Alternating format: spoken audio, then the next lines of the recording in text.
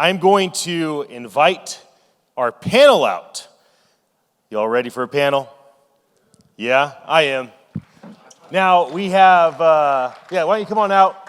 Zain and Tom, we have Ed with us. We might be missing one, is that correct? But we have exactly what we're supposed to have on stage. So here we are, future NFT use cases, the tokenization of all the things that you do online. Well, my friends, tell us all about it. Why don't you go ahead and get us started?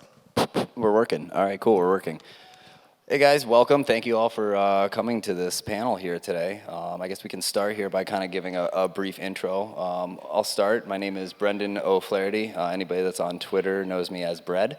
And I come from an enterprise blockchain background, primarily focusing on more B2B and some more government and official use cases on the state and local government side of things. I got into NFTs about a year and a half ago, and have just been absolutely in love with everything the space has to offer. You forgot the most important thing. What's that? That you work for Pepsi. I also happen to work for PepsiCo. So. All right, my name's Ed Prado. I am with Rare Tech, and we're a startup. We've been around for 2 years, and what we focus on is actually using one's NFT to authenticate ownership, and if we can authenticate that ownership, we provide a encrypted stream, and that encrypted stream could be anywhere from a movie, a video, a song, an album, a podcast. It could be documents. It could be access to maybe a computer software program. So we are truly, gating with a token, an NFT, and then providing this encrypted streaming experience. So you can think of us as like a Web3 sort of Netflix with a NFT front end. Hey everyone, my name is Tom, and I'm the co-founder of IQ Labs. We are building the IQ protocol, which is a decentralized finance protocol for renting NFTs. And the idea is that NFT owners would be able to rent out their NFTs, whether they are in-game assets, metaverse assets, or any other NFTs, to earn passive income, while people could enjoy the utilities that these NFTs provide and the use cases that they empower without actually having to buy them, but they can just pay a fee to rent, just like we do with a lot of real-world things. Hey everyone, I'm Zain, VP of Engineering at Horizon Labs. We're a venture-backed crypto startup, and we help projects, teams build anything they'd like onto the blockchain. That could include spinning up an NFT collection or a fungible token launch, or even having their own entire blockchain to themselves. More recent projects include ApeCoin and The Other Side. And we are the folks behind the Horizon public blockchain, which has been around since 2017, so 5 years or so. We gained a lot of expertise in blockchain infrastructure, as well as zero-knowledge cryptography. Very excited about NFTs. Happy to get to geek out on it today. That's fantastic. And so I guess the title here is the future use cases of NFTs, right? And it's an interesting kind of concept to think about, being that NFTs are, I believe, a tool that's utilizing blockchain technology. Being that there are so many industries that could truly benefit from NFTs and blockchain technology in general, I'd love to pass it around here and kind of, I'll start by saying I think that the future of blockchain technology in mass adaptation is going to be a kind of this weird combination of private chains and protecting first-party data while still having the immutability of a mainnet layer on top of that. There's a lot of companies that are trying to enter the space right now that are either received very well or they're not received at all. And a lot of that boils down to who owns your data. And so I think that private blockchains and the use cases that can be applied there are really going to be the future of what we see in NFTs going forward. What do you think about that, man? Yeah, I mean, I agree. I also think that the public blockchain ecosystem provides an amazing opportunity for brands. In particular, so our platform basically relies on a contract address, and if we can verify that contract address is, if you own that contract address, we provide an experience. Well, given the open nature of blockchain in and of itself, you can go out and scrape and find out everybody on the blockchain that owns, let's say, you know, a Nike NFT, and basically market to them maybe a new brand of athletic footwear or what have you. So I think there's going to be a lot of this like deep mining, and that mining is amazing because it's not just ownership. You're also mining and watching how much they have in their wallet, what transactions they've done recently, so you can kind of gain a little bit of sentiment.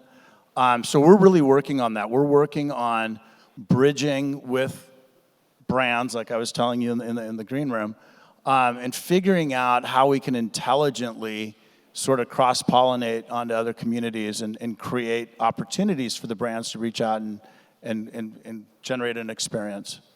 That's phenomenal. Is there any way that some of these major brands could utilize some of this, the technology that your chain is working on? Yeah, absolutely. So we're actually working with a couple of Web2 brands on this. So if an NFT has utility, and I believe that in the future most will have, because that's where the value will be derived, you know, beyond just PFPs. NFTs can represent so much more, give you access rights, memberships, and so on and so forth. And basically what our technology is doing is creating this secondary market where you can monetize your NFTs while someone else can benefit from its utility.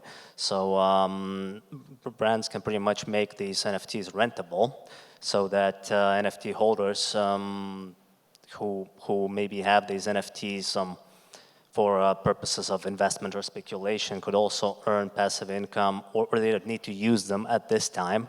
They would be able to monetize it while other people could rent them out for a small fee without having to actually purchase the asset itself.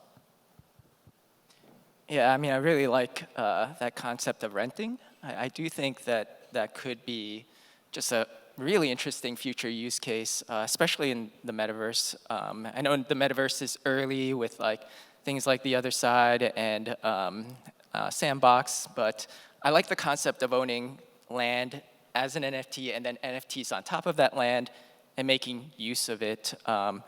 At Horizon, we're one of the largest landowners of other side, and we are planning to build on top of that, forming a guild, bringing the best developers together so that, yeah, we can continue this ecosystem and of utility yeah. Yeah, that's awesome. And I'm glad you brought up the metaverse too, you know, because I think that we're seeing a lot of right now these different brands and these different projects coming in and, you know, immediately going for a land sale, immediately trying to incorporate into the metaverse, you know, and as most people see it right now, it's more, you know, putting on this, you know, Oculus or this VR headset and going and running around this virtual world, you know. I'm curious to see how some of the actual real world applications and use cases could actually tie into that metaverse experience. And it's something that, I mean, I'm constantly scratching my head on, you know, trying to figure out exactly, you know, how can we replicate this in a VR world, you know, outside of the augmented reality or the AR where they're doing overlays and things like that. You know, how can we add more utility to an NFT that is primarily metaverse focused, you know, and I'd love to hear some ideas if any of you guys have them because I'm pretty much out. Yeah, I mean, that makes me think of last weekend. I have a couple of nephews, and they were playing in the Sandbox for a couple hours, and so you know, they're just roaming around. To them, it's a video game, and you're right. It's like pretty, still I feel very new, but they may not be able to go maybe across the world to have like to see a monument or like be educated in a certain way, and maybe a lot of folks are like that. They're prohibited by how much they can travel. And so I see that there could be a lot of opportunity and utility around like higher education, and also being able to give experiences to those who may not be able to afford it right now.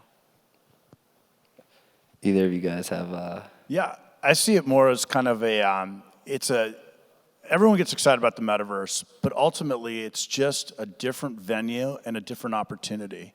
And I think if you distill it to that, then you realize, okay, where's the NFT's sort of position in that world? Well, somebody that maybe was never exposed to maybe a film or a song or a store could be in the metaverse and like experience that. And maybe that experience takes place through an unlocked, NFT.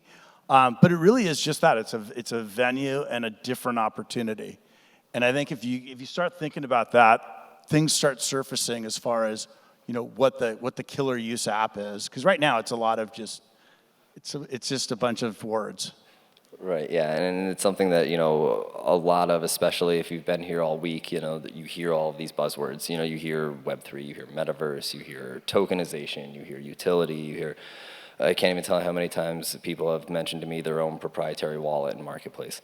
They're not that they're bad ideas, because there are some amazing teams out here this week, building incredible things. I think that with the metaverse in mind, it's going to be interesting to see how we tie in some physical assets into maybe some of the stuff that you're wearing around the metaverse, or any of the things you're collecting in the metaverse. Maybe you can redeem them in real life for some of these products and some of these different or accesses to things, because you spent X number of hours in the metaverse earning these things, doing the scavenger hunts, doing the run to earn, learn to earn, play to earn, rest to earn to earn, all these different things. But and that's great when you keep it inside that internal metaverse, and I think the trick is really going to be getting some brands to tie into that, to where after you've earned all of these points, after you've accrued all of this stuff in your metaverse world, being able to kind of rep that product and rep that brand, and really support the companies that you trust and you believe in real life.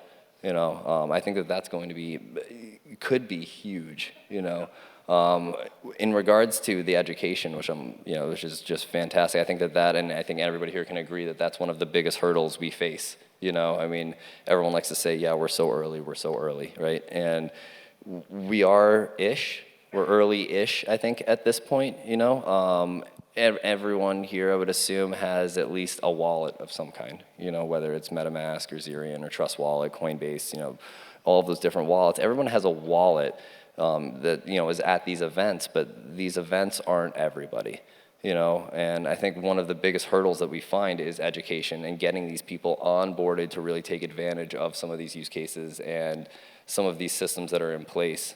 And I'd love to hear if any of you guys have some creative or good use cases around onboarding and educating to get people into this system. Yeah, well, in my opinion, the user experience is the real entry barrier right now, and we need to simplify it in a way. Obviously, a lot of education is needed, but simplifying the UX will make a big difference, because if you look at it right now, you have all these different chains and how many different activities and actions you have to do anything with these NFTs. It's I don't think we'll get mass adoption in the current way. So yeah, definitely we need to simplify it and kind of abstractize it beneath something, so it would be extremely simple for anyone to understand. Yeah, there's sort of two dynamics in play. It's the friction that you just mentioned, because it is filled with friction. But that's also being minimized. If you look at MetaMask, you can now do PayPal or Apple Pay through MetaMask. It's a little easier. Right. And the second thing, so it's friction and it's utility. So it's ease of use, and then having a purpose to go through all the hoops and hurdles to get some prize, to be able to create some activity that's more so than joining a club that's based on a PFP. And I think that as the movement, as platforms like Rare and other things emerge that give you an incentive to get on, this is very akin to Web 2.0, where you had to buy a modem and you had to download a browser, and there really wasn't that big of an incentive until eBay came around, until the entities were there that gave you the incentive. You're like, boy, this is actually really cool. And I think once you get there, you'll get mass adoption. Yeah, I agree with that purpose and the reason to go on it. And I feel like it's also just time. I mean, I graduated high school in 1998, and that's like dating me a little bit. But, you know, like back then, I remember going to the library, and there were just like 4 computer terminals there using Netscape Navigator, like going on Yahoo and like just browsing around. That was like the beginnings of Web 1, and like I was the only one doing that. But you knew that was going to be a thing. You knew the internet was going to be coming, and yeah, there was a lot of hurdles to put in like your credit card, purchase something online, and I do think it just takes time to get there, as we're like, you know, kind of in the experimental phase of like Web 3. Well, and I agree 100%, you know, that, and it's interesting that you brought up eBay, you know, and that was kind of the deciding factor to get people to go spend money on a modem and pay monthly for internet service and things like that. And at the end of the day, you know, why? It's because the user was making money. It gave any user that could get a modem and get online an opportunity to, you know, either provide for their family, maybe provide themselves an education, you know, and just earn an income separate from wherever they were working. And I think that's a really important thing when it comes to the kind of future use cases, is how are we rewarding these users? Not just by giving them a PFP that, like, look at this one, it has gold fur, you know, and so it's the rarest of the whole 10,000, you know. It's like, well, great, but if I'm not in this to flip, you know, what's the utility that's really behind that particular PFP? You know, and I see a lot of these different platforms with the, you know, again, like the play to earn and things like that, which I think are doing great things to kind of, especially in some other, you know, countries outside of America where, I mean, $5 goes a long way. You know, if you can earn that just by playing for a few hours on your game, that's amazing, you know. But as far as the use cases go, I mean, how are some other, I'd love to know, what are some other ways that we think the NFTs could potentially generate, you know, some income for people outside of just the flippers, you know? Again, I mean, we can touch on the play to earn, the learn to earn, I think is going to be huge going forward. You know, there's a few platforms out there that are doing educational series that essentially, as you cross each threshold of your education journey, you earn something that will ultimately pay for that education on the back end. I think that that's super cool, that it could really benefit a lot of people. And I'd be curious to see if any of you guys have any other cool ideas as far as how we could use these NFTs to really, you know, become like the eBay or become some sort of entire platform that will generate income for people. Yeah, well, in my opinion, a lot of things that we do online, they can be tokenized using NFTs. And this will, if you put the NFTs on DeFi rails, then it will create a secondary market and liquidity for them, allowing people to earn by trading them, as well as earn from the utility. For example, I'm working with a couple of teams, and there are some really great ideas. One is tokenizing your hotel bookings, so as NFTs. So you could, for example, when there's a high season somewhere, you book in advance. You have this booking as an NFT, and then come high season, you can resell it later for a higher price. You know, the same can go with like subscriptions, like Netflix, Spotify subscriptions, software subscriptions, anything like this.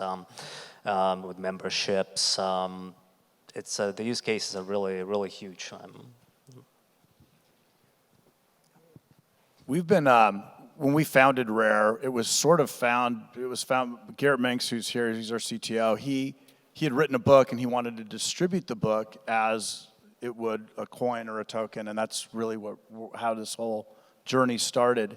But it really goes back to all the creators on the internet that get absolutely fleeced by the YouTubes of the world or Amazon. Or when you write a book and you publish it on Amazon, you get like 10% of the book's value and revenue. Pennies. Yeah, Yeah, just pennies. Yeah. Or you're a musician, you're on Spotify, you really don't get much. Less than pennies. Right, Yeah. far less than pennies. So this is more about, okay, we've got this amazing sort of conduit that is going to re-democratize, the creator economy. And that's pretty interesting. It's not, it's not play to earn, but it's like create to earn and keep a lion's share of that creation, which I think is something that needs to be kind of looked at. Yeah, that's going to be absolutely huge, giving the creator economy that essentially kind of kick-started all of these NFTs. I mean, the artists and things like that are in the space that are just far, far underpaid for their talent. I agree 100%. They need to get paid more. Yeah, I like the way it's phrased with the creator economy because, I mean, NFTs, they allow you to find out about more niche artists. I like the example of that, the author and the music artist, because like NFTs allow you to place a bet, like a bet on maybe an artist that is not as popular and doesn't fit like the label, like a label's box. And so I think going beyond the PFPs, a niche artist could launch a collection that essentially gives them exclusive access to the artist, whether it's like having lunch with them or like going out and having like exclusive post parties with them. But as a purchaser of the NFT, you've placed a bet on a groundbreaking artist, and that allows you extra access. Great. I think we're getting the hook here. I mean, I could spend hours and hours talking about the use cases of NFTs and how they tie into blockchain. But to just kind of wrap it up, I'd love for each one of us here to just say like one word answer as what the future utility of an NFT is. I'll start, and I absolutely believe it is royalties for sure. I think it's empowerment. Identity. Openness. Awesome. Ryan, well, thank you, everybody, for coming, hanging out with us, listening to the panel here. Thank you. Appreciate Thank you, every one thank of you. That was wonderful, guys. Thank you so much.